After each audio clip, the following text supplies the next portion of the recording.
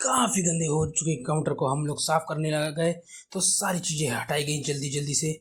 और सब चीज़ें की जल्दी-जल्दी हटाने के बाद धूप काफ़ी पड़ रही, तो जल्दी काम करना था हम लोगों को, तो सारी चीज़ों को हटाया गया। काउंटर बहुत गंदा हो रखा था, देखिए कैसे पेंट हो रखा हो, ऐसा सफ़ेद-सफ़ेद हो रखा है पूरा। सब चीज़ें धीरे-धीरे हटाई गई। काफ़ी जल्दी कीजिए क्योंकि वीडियो फिर लॉन्ग हो जाएगा। तो सब चीज़ें जल्दी-जल्दी हम लोगों ने हटाई और फिर नीचे से भी कुछ टेबल्स हटाए, कुछ और भी चीज़ें हटाई। हाँ, काश जल्दी कुछ हो सकता। सारी चीज़ें हटाने के बाद, सब कुछ हटाने के बाद फिर ये आगे कुछ भाषण देने, हम लोगों को सुनना नहीं था ये भाषण। फिर इसको पानी से नहलाया गया अच्छी तरीके से। पानी से अच्छी तरीके से नहलाने के बाद इन लोगों को फिर हमने सोचा काउंटर सही से धुला जाए। पानी से काफ़ी देर उसको भिगोने के बाद फिर अब हम लोग उसको घिसने के लिए सर्फ साबुन या रिंस साबुन या कुछ भी ले सकते हैं। बस कर भाई, बस कर, कितना पानी वेस्ट करेगा, ऐसे कमेंट भी आ सकते हैं हमारे पास। इसलिए अब हम चलते हैं इसकी घिसाई पे।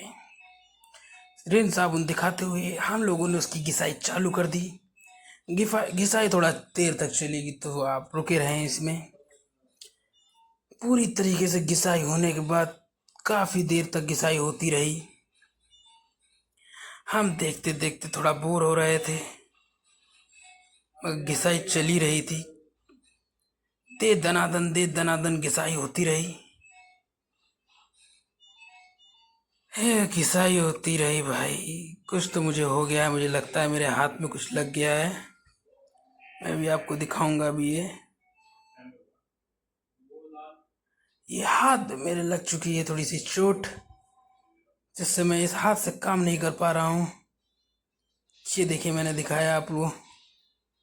अब पूरी तरीके से घिसाई हो रही है। काफ़ी दिन से गंदा हो रखा था, 10 दिन हो गए थे शायद मुझे इसे धुले हुए, क्योंकि धूप बहुत पड़ रही थी तो मैं आ नहीं पा रहा था।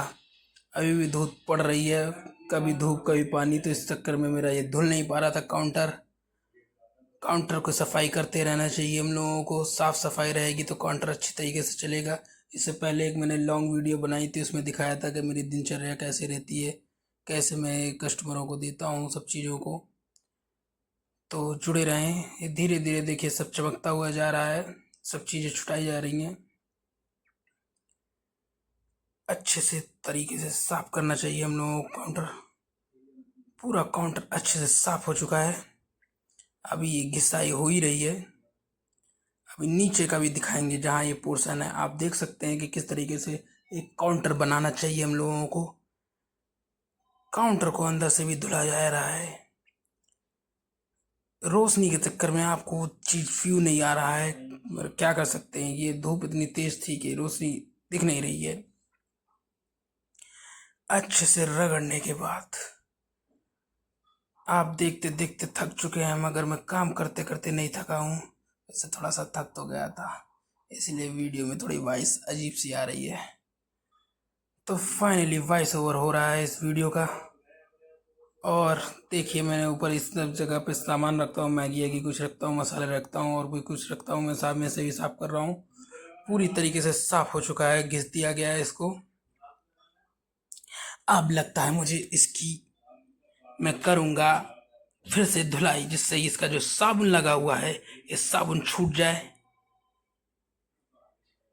अच्छे से धुलाई हो रही है भाई, पूरी तरीके से धुलाई हो चुकी है। अब भाई इसमें पानी डाल के इसको ख़त्म भी कर जल्दी से। पूरा पानी से फिर अब धुला जा रहा है। लास्ट में आप जब इसे देखेंगे तो इतना सुंदर, इतना साफ लगेगा कि वाह, ताजमहल भी इसके सामने फीका पड़ेगा। तो पूरी तरीके से देख लीजिए कि बिजनेस करना इतना आसान नहीं होता, बहुत मेहनत करनी पड़ती है। किसी की जॉब में तो आप कुछ भी चाहें उतना ही काम करना है, जितना लिमिटेड काम करना है, मगर बिजनेस में अनलिमिटेड काम करना पड़ जाता है, क्योंकि सारा चीज़ खुद ही करना रहता है।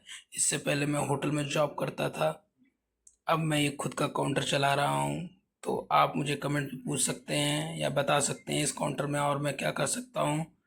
मैं इसमें 3-4 चीज़ें चलाता हूँ, चाउमीन, मंचूरियन, मैगी और वो मैगी है और क्या है और तो मुझे कुछ पता नहीं। मैं भी थोड़ा सा बोर हो गया हूँ। तो फाइनली अब ये काउंटर पूरी तरीके से साफ हो रहा है।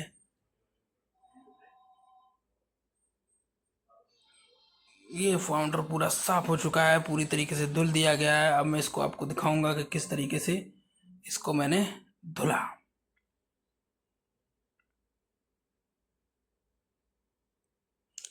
पानी से पूरी तरीके से धुलने के बाद मैं आपको फाइनली दिखाने जा रहा हूँ किस तरीके से ये काउंटर मेरा धुला गया है। आप बोर मत होइए, बस काउंटर धुल ही चुका है। अगर आप बोर हो जाएंगे तो कैसे सीखेंगे कि एक बिजनेस स्टार्टअप कैसे चलाया जाता है। पूरा तरीके से धुलने के बाद देखिए ऊपर भी बहुत धूल मिट्टी हो ही जाती है, क्योंकि इस टाइम पोल्यूशन बहुत चल रहा है तो इसलिए धूल मिट्टी हो ही जाती है। तो इसके लिए साफ मैं करता रहता हूँ 10-10 दिन में। अब मैं इसको पूरी तरीके से साफ कर चुका हूँ, आगे चला गया हूँ, इसलिए आपको मैं दिख नहीं रहा हूँ। आगे से भी थोड़ा गंदा हो गया था, पानी बरसा था तो उसकी कीचड़ ईचड़ लग गई थी, तो सब सब साफ कर रहा हूँ मैं। थैंक गॉड, बस ये साफ ही हो चुका है। मेरे साथ इतनी देर तक जुड़े रहने के लिए धन्यवाद। इस वीडियो में आप कमेंट करके बता सकते हैं कि मुझे और इस काउंटर पे क्या क्या कर सकता हूँ। अभी मैं सामने का व्यू भी दिखाऊंगा। अभी मैं इसमें सोच रहा हूँ कि मैं इसमें लाइट लगाना चाहता हूँ। अपना नाम जो है लाइट से ही फोकस करना चाहता हूँ, जिससे ज़्यादा से ज़्यादा कस्टमर मेरे पास आएँ। तो पूरी तरीके से साफ़ होने के बाद, पानी आने निकालने के बाद, अब मैं इसको आपको दिखाऊंगा कि किस तरीके से ये साफ़ हुआ है।